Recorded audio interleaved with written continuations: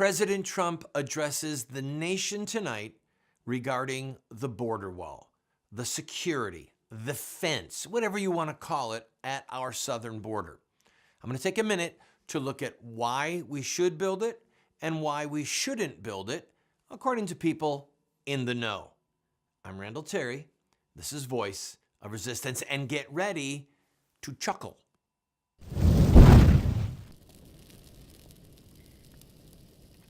Let's look at the reasons why various Democrats say that we should not build a wall. We'll look at the reasons why President Trump says we should build a wall. And then I'm going to make some predictions based upon whether or not the wall is built or not built. All right, why shouldn't we build a wall according to various Democrats? I've been looking for an op-ed piece in the New York Times or the Wall Street Journal or the Washington Post with a long, cohesive list of reasons why it's a bad idea. And guess what I found? Nothing. I mean, don't get me wrong, there's little snippets here and there. There'll be a piece about, well, the wall is about racism. That's what some of the new congressmen are saying, that this goes back all the way to America's founding. White people started this country with slaves, and it's been a white privileged country ever since, and they don't want all these Mexicans coming in because they're not white. It's laughable, but that's what they're saying. Another reason they say is it's insensitive. All these people just want a better life. Look at all these children coming on the caravans. They're just fleeing the poverty or the oppression of our southern nations, our neighbors on the southern border. And they're saying, please let us in. And if you shut the door, it's tantamount to saying no to Mary and Joseph on the night of the Nativity when Jesus was born. Another reason is that it is economic. Oh, it's going to cost too much. Again, I laugh. The amount of money that we spend on illegal immigrants is actually unknown. Now, it's in the tens of billions, right? The president is looking for $5 billion. The amount of money that we spend on illegal immigrants with healthcare services, welfare services, all school costs, health costs, it's unending. We literally don't know how much it costs, all right? So to say that it's about money is ludicrous. Last year, one of the news outlets reported that some 369,000 illegal immigrants were captured at the border and then released. Catch and release. Then they're just gone.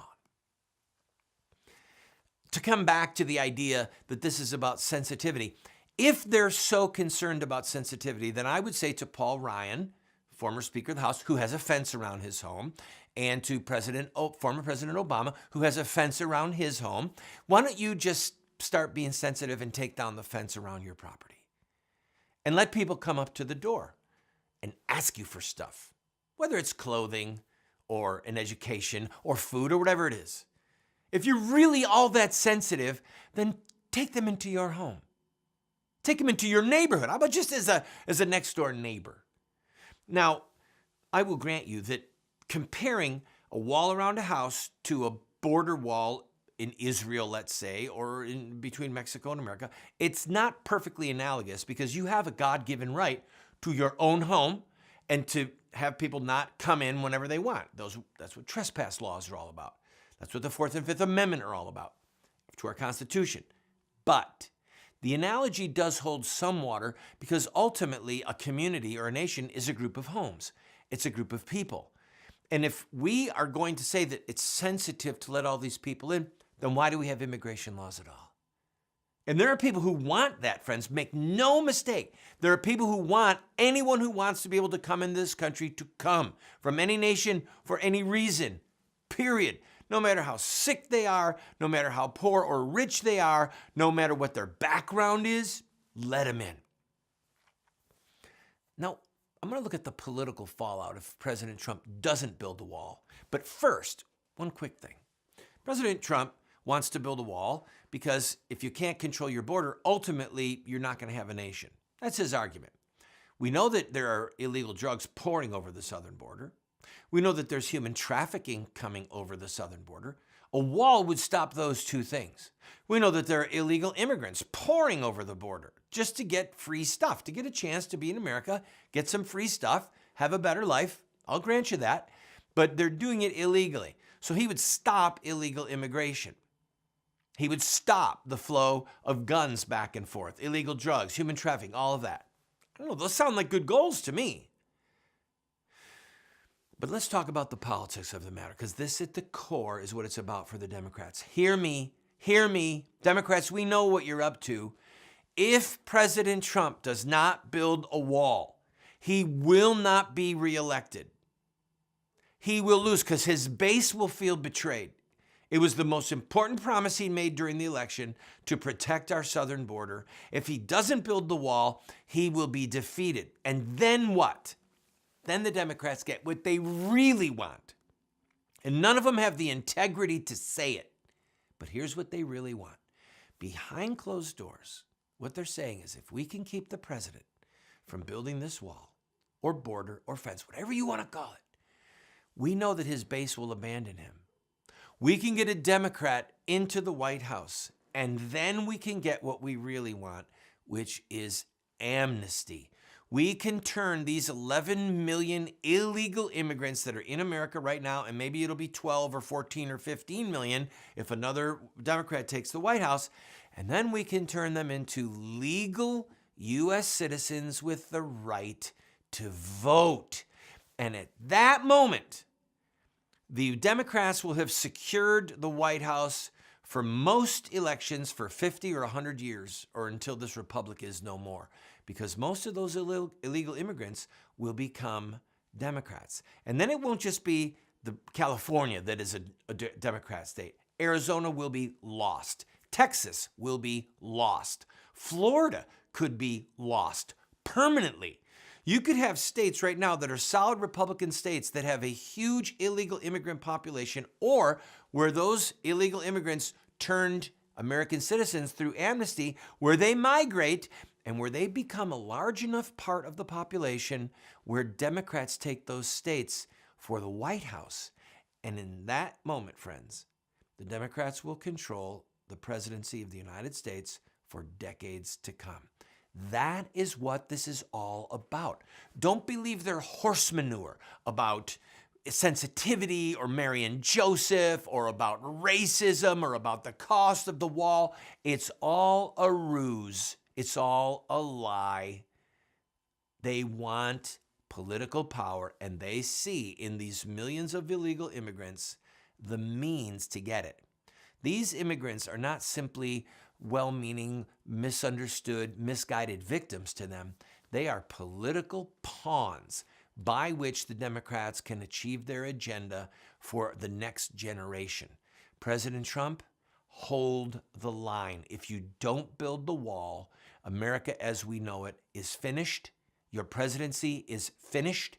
And the Democrats, God save us, will control the White House for decades to come. That's what this is all about, friend. So you better be telling your senator and your U.S. House senators and your U.S. House member that you want this wall built. I'll be right back.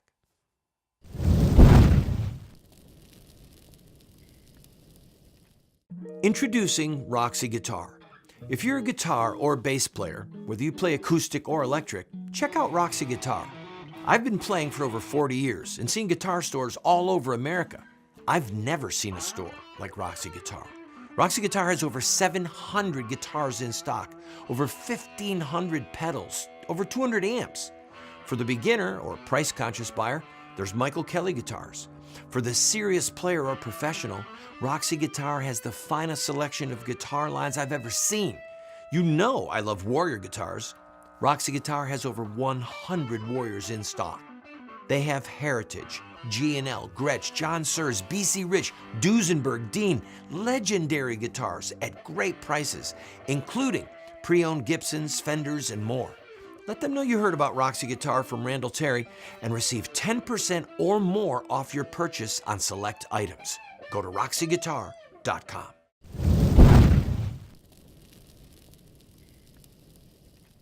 Why does President Trump want a wall? Well, it's obvious he's a racist, right? He's insensitive to people. he's just crazy with money. He doesn't care about our debt. Wrong. He wants it so we have a nation. So we have a border where you don't have illegal immigrants pouring over and sex trafficking pouring over and human trafficking pouring over and illegal guns pouring over or back and forth or gangs coming in or drugs pouring in. That's why. Now, why do the Democrats not want a wall? They don't want a wall because it will ensure President Trump's reelection, and all of those illegal immigrants that they want as voters will not get amnesty. That's what this is about. Don't believe the horse manure. The Democrats are saying in 1 minute, well, President Trump is just insensitive. He doesn't care about all these people. It's a lie. They don't care about them either. If they did, they could raise money and help these people in their own country. They want these people here because they will become a voter base. They want them to get amnesty.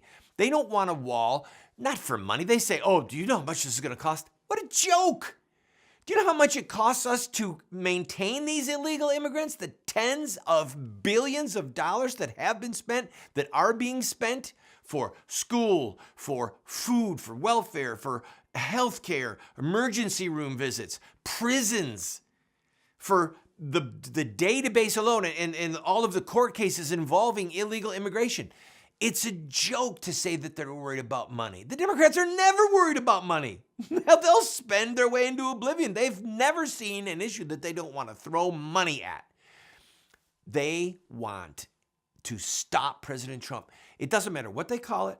It doesn't matter what the research says. None of it matters. They hate Trump so much that they will do what's worst for the country just to keep President Trump from getting a victory that's huge for this country.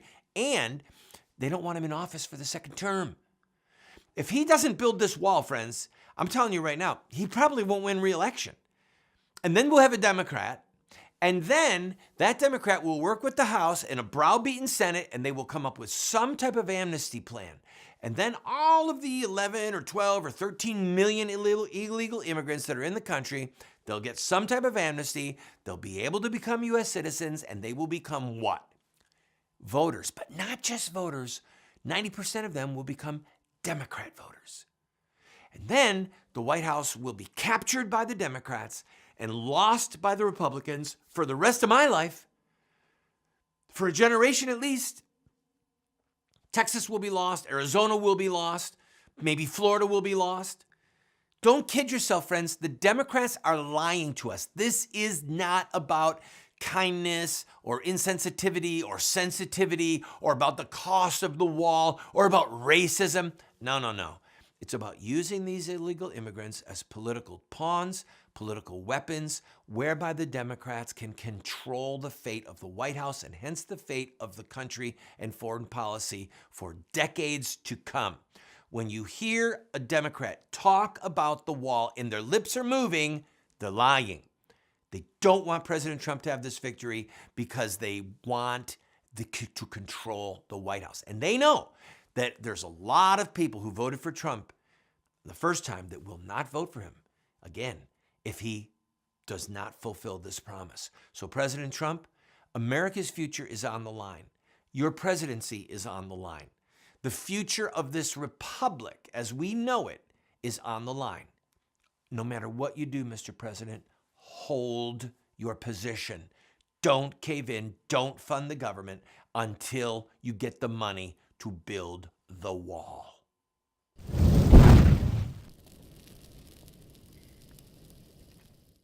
I also want to speak tonight directly to Muslims throughout the world. We respect your faith. Its teachings are good and peaceful. And those who commit evil in the name of Allah blaspheme the name of Allah. We have reaffirmed again and again that the United States is not and never will be at war with Islam. Islam teaches peace. Islam is a religion of peace. They are not Muslims, they are monsters. We've been told that Muslim terrorists have hijacked the peaceful religion of Islam. But Islamic art and literature tell a very different story. To know the truth, we only have to study the narrative of the founder of Islam, Mohammed, in his own words.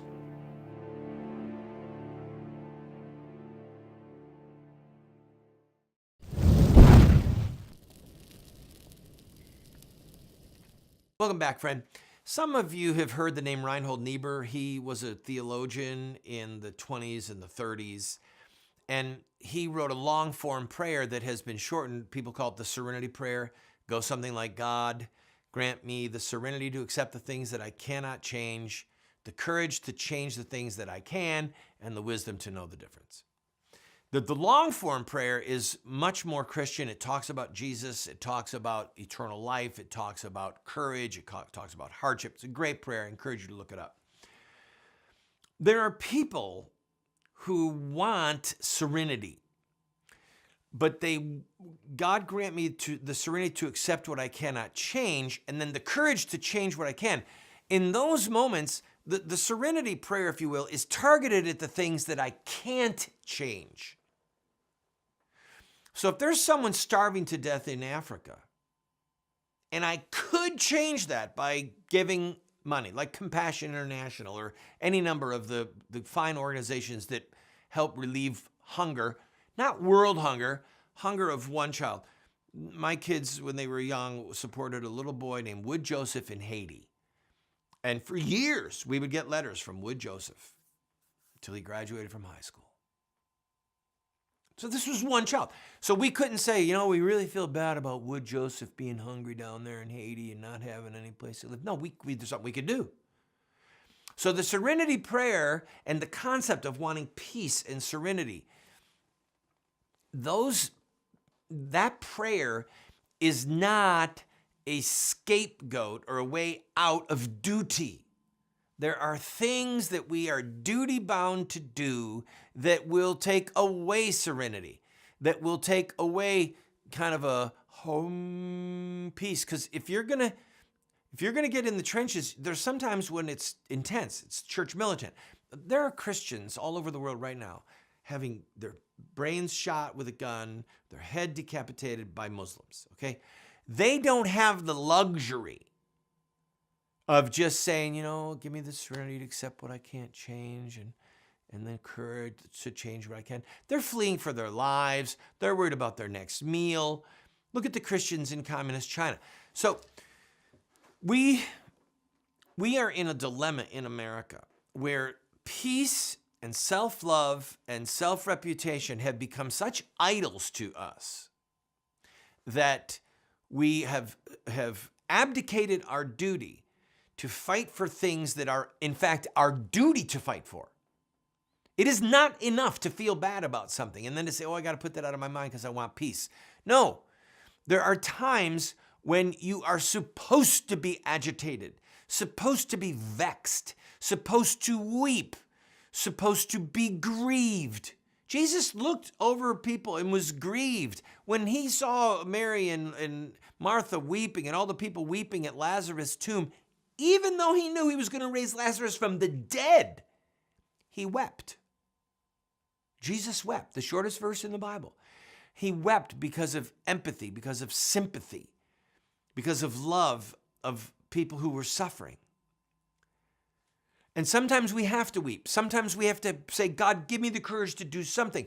Better to fight and to lose than to not fight. Maybe the priest and the Levite going by the man dying in the ditch, the parable of the Good Samaritan.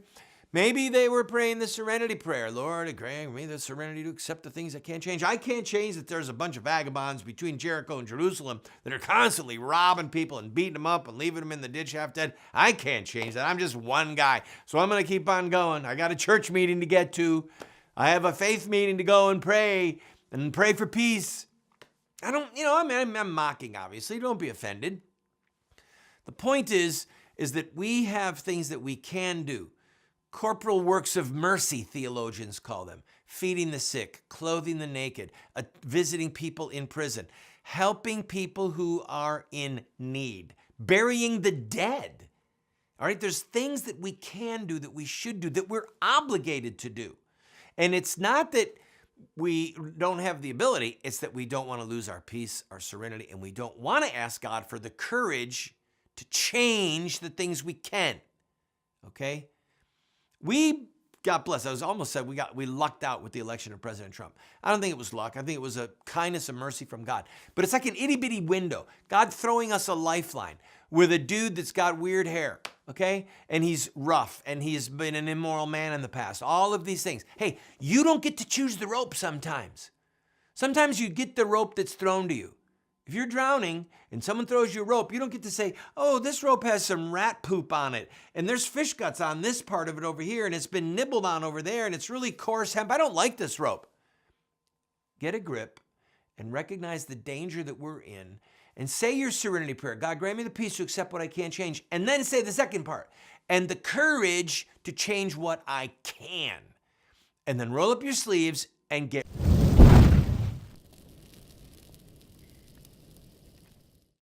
What Would Mohammed Do? Islamic Terrorism Explained is the best movie series documentary ever produced on the life of Muhammad and Islam. How do I know? Because it's what critics are saying. John Moore, radio host and author, said, I learned more from What Would Mohammed Do about Islam and Islamic terrorism than I've learned from everything I ever read and watched in my entire life. Best-selling author Dr. Bill Warner said, What Would Mohammed Do is the best movie series, TV production on the life of Muhammad and Islamic terrorism that has ever been produced. Friends, this is what the experts are saying. No one has ever done what we've done.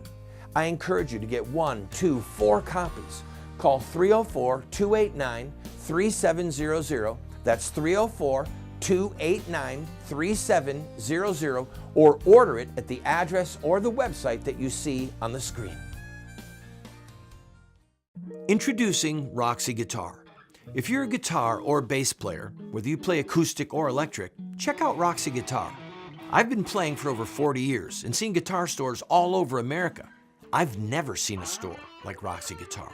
Roxy Guitar has over 700 guitars in stock, over 1,500 pedals, over 200 amps. For the beginner or price-conscious buyer, there's Michael Kelly guitars.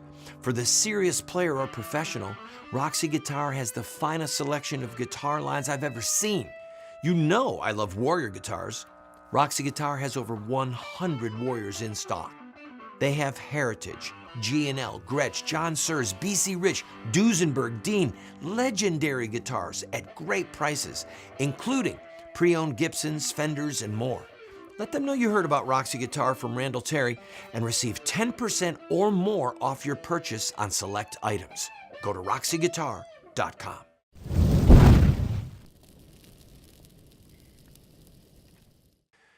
We regularly tell our children that we are not raising them to populate hell.